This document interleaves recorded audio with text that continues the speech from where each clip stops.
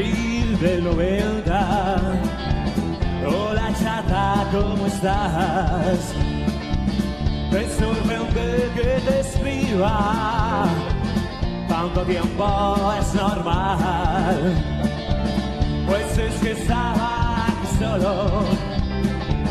Me había puesto a recordar.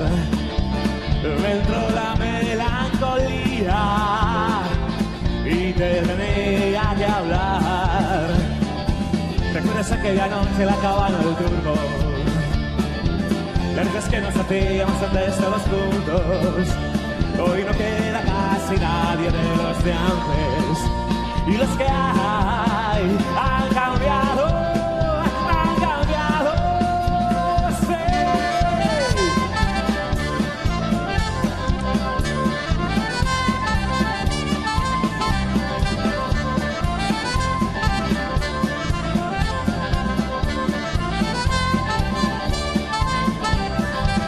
Pero bueno, tú que te haces, lo mismo hasta tienes críos. ¿Qué tal te va con el tío ese? Espero sea divertido.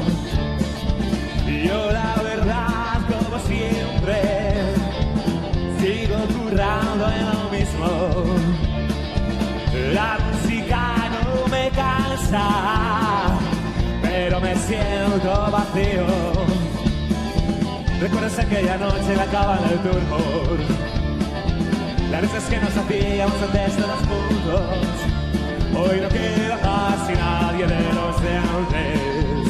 Y los que hay han cambiado, han cambiado, sí.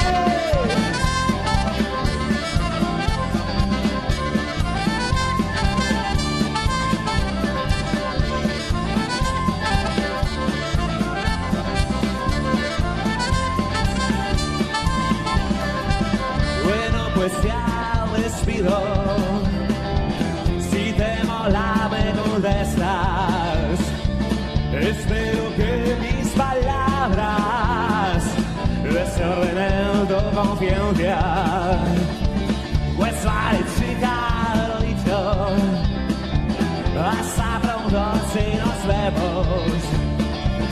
Yo sigo con mis canciones y tú sigue con tus sueños.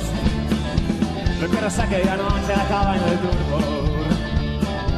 Las risas que nos hacíamos antes todos juntos. Hoy no queda casi nadie de los de antes.